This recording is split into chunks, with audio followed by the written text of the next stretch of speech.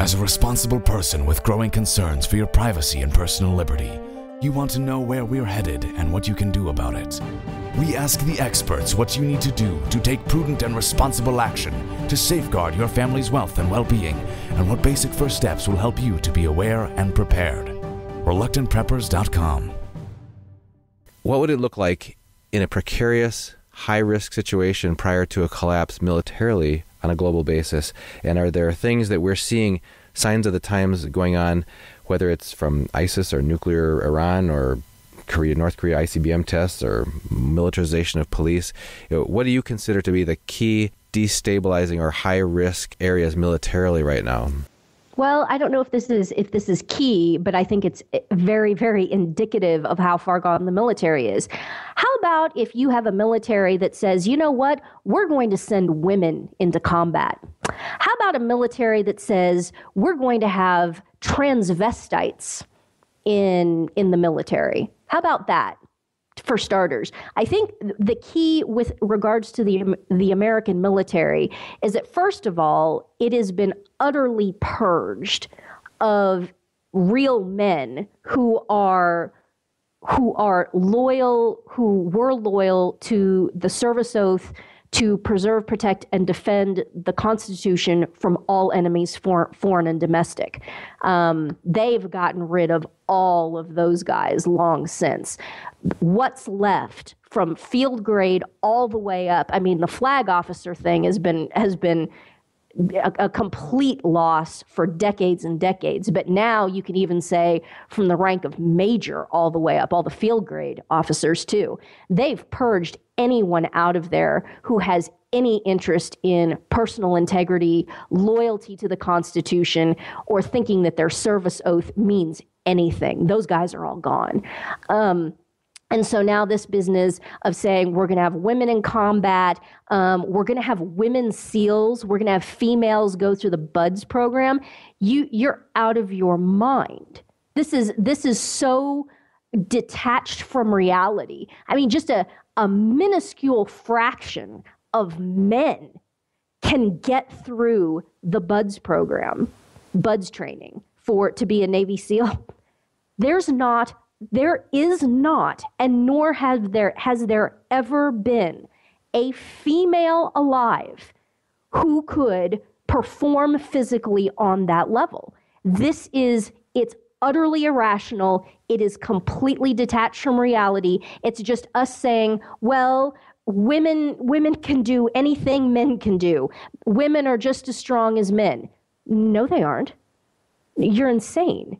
You are categorically insane if you say that and you actually believe that. I mean, this is on par. It's basically the same thing as Bruce Jenner declaring himself, I am now a female and my name is Caitlyn. No, you're a man in makeup. You're a man who has gone and mutilated himself and had false silicone breasts implanted. You're a man. That is how God made you. Every cell in your body contains an X and a Y chromosome. You are a man. And if you say anything other than that, you are detached from reality. You are, by definition, insane. These ideas are insane. And so with the military, we've descended into this insanity.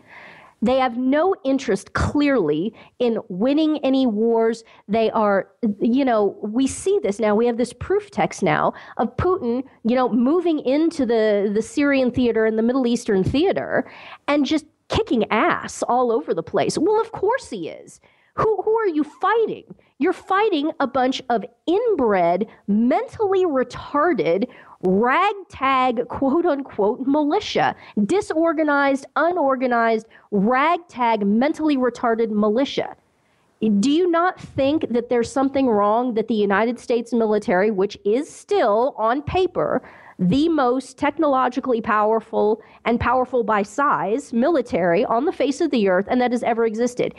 Does it not strike you as odd that we've been engaged basically since 2001 in these theaters against these people, And we just keep having our boys come home dead in boxes, and it's this grind.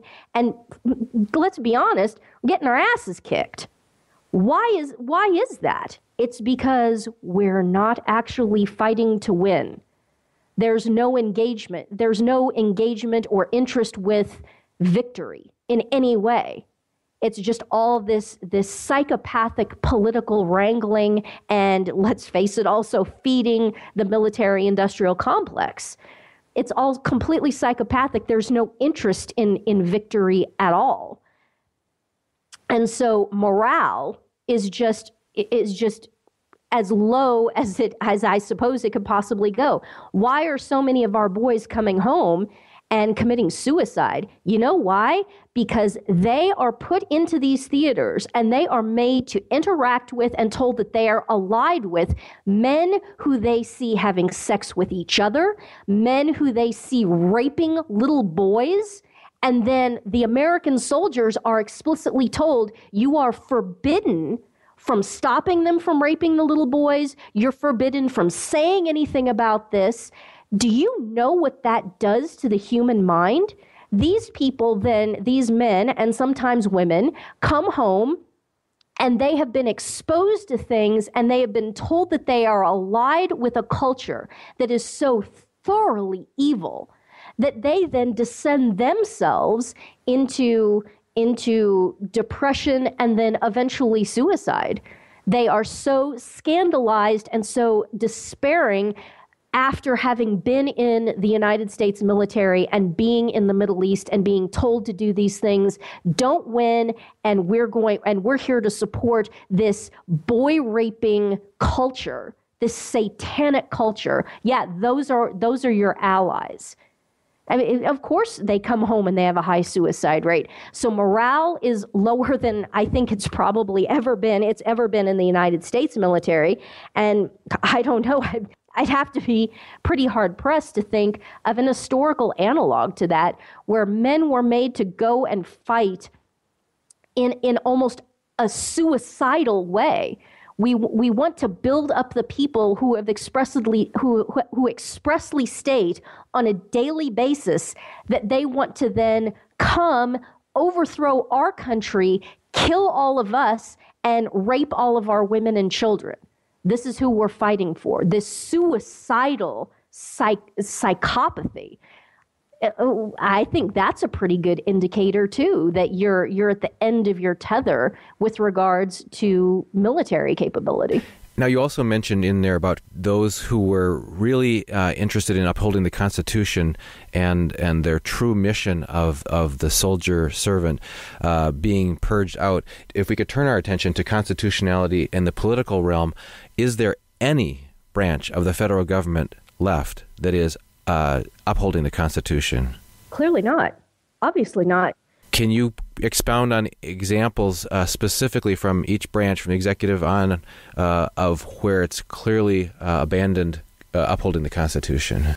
The executive branch has been usurped by an Indonesian national who is clearly explicitly allied with Islam, was instrumental in reforming the caliphate in connection with the Muslim Brotherhood, and also has connections to Saudi Arabia. He's all over the place in the Muslim world. He has connections to Saudi Arabia, and that goes back before him, obviously. Obviously. We don't need to go down that rabbit hole, but yes, let me just make sure that I make that clear.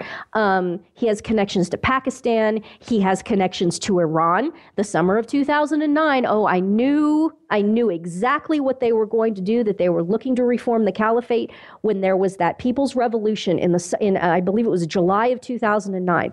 Millions and millions and millions of Persians in the street in Iran, ready to overthrow, ready to topple the Ayatollahs, and ready to topple that Shiite theocratic regime.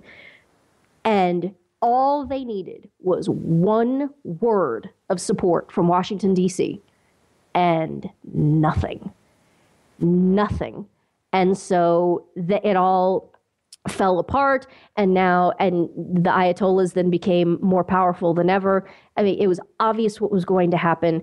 The destabilization of the intentional destabilization of both Egypt and, of course, Libya, getting Gaddafi out of there, setting up the weapons beachhead at Benghazi, installing Chris Stevens, who was CIA there, and then running weapons to the Muslim Brotherhood through Benghazi. Then, for whatever reason, the White House literally executing Chris Stevens. That was a hit, pure and simple. All of his security was withdrawn. The Muslim Brotherhood was tipped off as to where he would be and what route he was taking. A drone was put above to surveil everything, and they sat there and they watched. They sat there in the White House and they watched as their contract on Chris Stevens was executed. We're talking about 250 inbred, mentally retarded or borderline mentally retarded ragtag militia who were only a few clicks south of the United States naval base at Sigonella. You're telling me that, there's no way, there was nothing that the United States military, there was nothing that could have come out of Sigonella that could have helped that situation at all. That is the most imbecilic argument I think I've ever heard in my life. And I heard a major in the United States Army make that very claim. And then after he got finished making that claim, he said, look, I just need to make it 8 more years until I get my pension. And I was like, yep, that's all that matters to you, isn't it? That's all that matters to you. It doesn't matter what's true. It doesn't matter what the Constitution is. It doesn't matter what the rule of law is. All that matters is that you get your freaking pension, Major. I hope he's listening. My contempt for men like that is boundless. Those are the men who history will look back and say, you were at the front lines. You had taken an oath. You had taken a solemn oath to preserve, protect, and defend the Constitution of your country from all enemies, foreign and domestic, and all you cared about was your pension. Despicable. If that is what the men in the United States are made of, if that's the fiber, if that's the cultural fiber of men in the United States, then the United States deserved to be overthrown. It deserved it. So we'll get into that more when we talk about moral edge of collapse of our culture in the next section. Oh, but I should talk about the other 2 branches of government. Okay, so the executive branch is overthrown. Legislative branch, how many years did we go without a budget? And raising the debt limit. It was, how many years was it? 7, 8 years? No budget. All there was continuing resolutions. That's a crime. That's treason. And raising the debt limit over and over and over and over again. It's, capitulating to the executive at every possible turn. And then, of course, the judicial, obviously, the Supreme Court, just, making laws up. The Obamacare, Roberts writing both sides of the Obamacare ruling, the legislating from the bench and all. It's insane. It's absolutely insane. It's everywhere. No one will stand up. No one will say anything. No one will put their career on the line, including, may he rest in peace. But I wrote against Scalia. And saying if he really had the courage of his convictions, he would resign. He would resign from the Supreme Court and say, this is a farce. I can no longer continue to participate in this and lend legitimacy to it by my participation. This is why I declared a tax strike. This is why of course I'm not going to vote. People ask me, who are you voting for? Vote for what? In what country? Vote in what country? The United States has been overthrown. There is no one to vote for. It's not the constitutional republic of the United States anymore. If I vote in that, if I sit around and comment on this farce of these political campaigns and these presidential elections, if I even comment on that, I am lending legitimacy to the paradigm itself. And my core premise is that it doesn't exist anymore. It was overthrown. Who do you like? Do you like Trump or Cruz? They're both psychopaths. You know how I can tell? Because they're running for president of the United States. The United States was overthrown. It no longer exists. This is all a farce. Anyone who would want to have anything to do with that godforsaken cesspit in Washington, D.C., anyone who would voluntarily engage that is psychologically and morally unfit to hold public office, period. Internal consistency, yeah. So in areas like that, where do you see the abandonment of the rule of law? You mentioned rule of law a few minutes ago, and when you have leaders, especially the most at the highest level, just brazenly and with impunity, just sidestepping any evidence that they're going to be held accountable or held to the rule of law, whether it's Clinton regarding Benghazi or anything else, whether it's Obama making executive orders that far outstrip and appointing czars and all that. If there's actual law breaking going on at the highest level, then the word is out then, it seems to be to the population, that we are no longer a governed, ordered society subject to the rule of law. Is that the right way to assess that? Oh, absolutely. The rule of law is dead. And again, tying everything back together, what completely and totally informed me on this, it actually wasn't the Obama usurpation, although that was huge. The final nail in the coffin for me was, of course, the MF Global theft. Okay, there is clearly no rule of law left in this landmass. It's over. And so, yes, the signal that all of this sends to these diabolical narcissist psychopath oligarchs is that these people out here, all 330 million of them, they are all completely whipped. And you can do anything to them, anything, and they're not going to so much as lift a finger back against you because they are so effeminate and they are so whipped. Do you want to know what now the solution to this problem, not just in the former United States, but all over the Western world, Europe, North America, all of it. There's only one way out of this now, and that is war. Violent, hot war. One of the reasons why I started screaming and yelling years and years and years ago is because we still had time. We still had time to avert war. We still had time as a people to engage in mass civil disobedience and to right the ship, correct the course, and get back on track. 8 years ago, there was hope. There is no longer any hope. That ship sailed. What has now happened is that we are now absolutely guaranteed that the only way this can be corrected, that this can be fixed, is through war. These people are going to have to be physically removed from power, and that is going to involve war. Civil war, and again, this is why talking about unprecedented and signs of global catastrophic collapse. This is another unprecedented dynamic. There's going to be a world war. It's obvious there's going to be a world war with regards to, the Muslims invading Europe, destabilization, just all over the planet, the Korean Peninsula, et cetera, et cetera, et cetera. Couple that with economic collapse, and then what you get is you're going to have simultaneous world war and civil war. This has never happened before.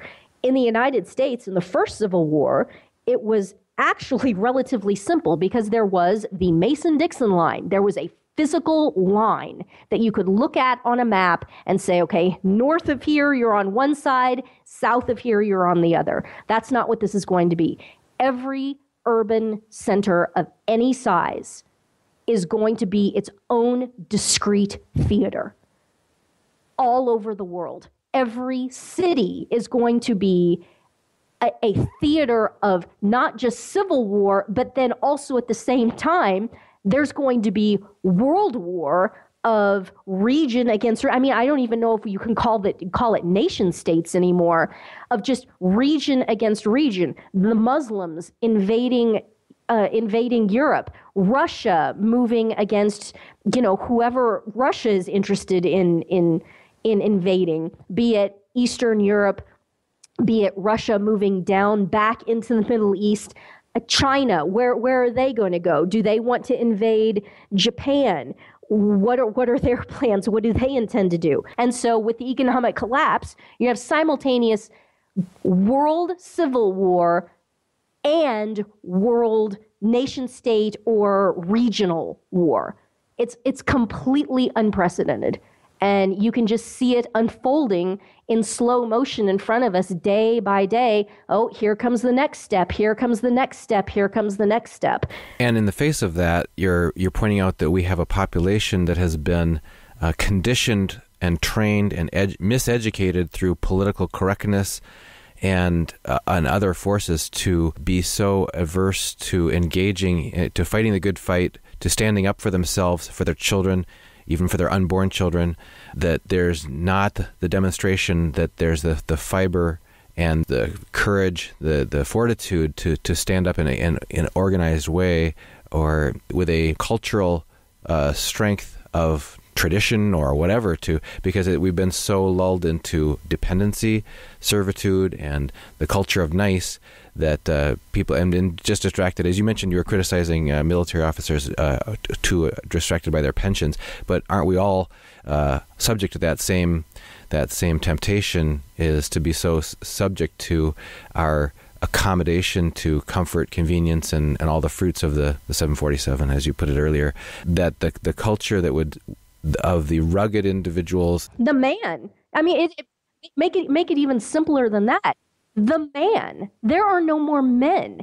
Masculinity itself has been utterly purged from Western civilization, and you can even, I don't hesitate to attach this label to it, to all of the white cultures in the world. There's not the rampant effeminacy in the non-white cultures throughout the world that there is in Europe and in North America.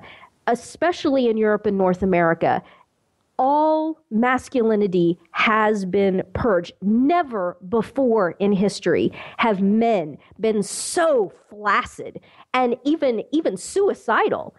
Never before have men taken no personal pride in providing for women and children, in defending women and children. And we see this with the mass sexual assaults that are going on in these invaded territories of Europe, in Germany and in Scandinavia, where Musloids are just running wild and literally sexually assaulting and raping women on the street in front of the men.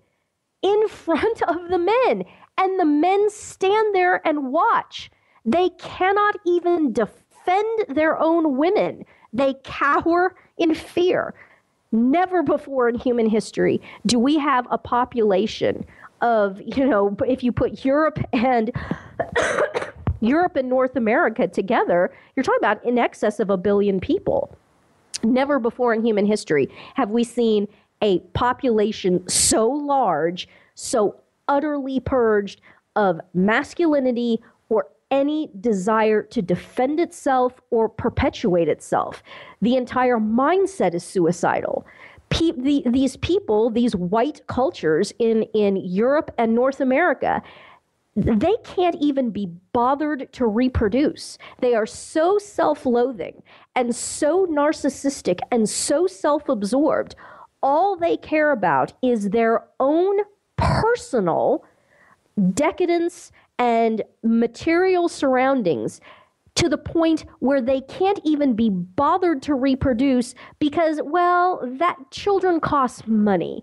And we'd rather have the disposable income for ourselves and not even reproduce. That mindset, and I know it's hard for a lot of your listeners to believe this because this contraceptive mentality is so thoroughly ingrained in the American culture that you can't even believe that having lots of children and perpetuating not only the species in general, but your own DNA up until now, up until within the last less than a century, 50 years, having lots of kids and perpetuating your DNA was like one of the top priorities in life. It was one of the top priorities in culture to have lots of kids and perpetuate.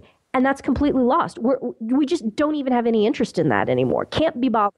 And you're leading us into exactly where I wanted to go next, which is the moral verge of collapse of society, or the presence of collapse. Actually, you mentioned earlier when you were talking about the lack of virile men. The word virtue has the same Latin root, vir, which means manly, powerful, and courageous. And so we're talking about the lack of virility is what you've been talking about in the past. Let's shift that to talking about the lack of virtue and how those two are inextricably linked. We certainly have had as part of the sexual revolution, you mentioned contraceptive mentality, just the scourge of pornography and dependence on it, the number one dark industry that really built the internet, they say, from a financial standpoint. But it's so corrosive to not only the anybody who participates in it or is related to anyone who participates in it, whether it's the marriage relationships or the family relationships, the role modeling, the thought process. And you mentioned men indulging in their self gratification rather than saying, I laid down my life sacrificially. I know you and I are both Roman Catholic, and the idea of following the one model of Jesus Christ as the ultimate example of manliness, of being able to be a sacrificial servant leader. So what has the sexual revolution, abortion on demand, done to led us to on the precipice of collapse? How does that play together? You were already going into that. I just wanted to share one anecdote. Was our trip to Washington, D.C. We were standing outside, actually waiting in line to get into the Bureau of Engraving and Printing, and right around the corner from there is the Holocaust Museum. Engraved into the stone wall of the outside of the Holocaust Museum, I don't have the exact quote, but it's something to the extent that the world should never forget, that these atrocities should never happen again. And I thought, how utterly ironic is it that I'm in Washington, D.C. with Obama as president, the most pro-abortion president we've ever had, and then all these litany of Planned Parenthood expose videos that have come out over the past half year showing the butchering and sale of unborn babies' body parts, preborn and then the legal system, the machinery of the legal system, the Justice Department coming out to prosecute and to criminally prosecute those who are the whistleblowers about the truth. Rather than the atrocity that's going on. The irony just seems inescapable where this leads us to morally. So if you could just address a bit further, where are we at? What would the hallmarks of a society that's in a pre-collapse state, either from history, or what would you see, the writing on the wall that says that the moral fabric of society is broken down, and where do you see that happening in our society?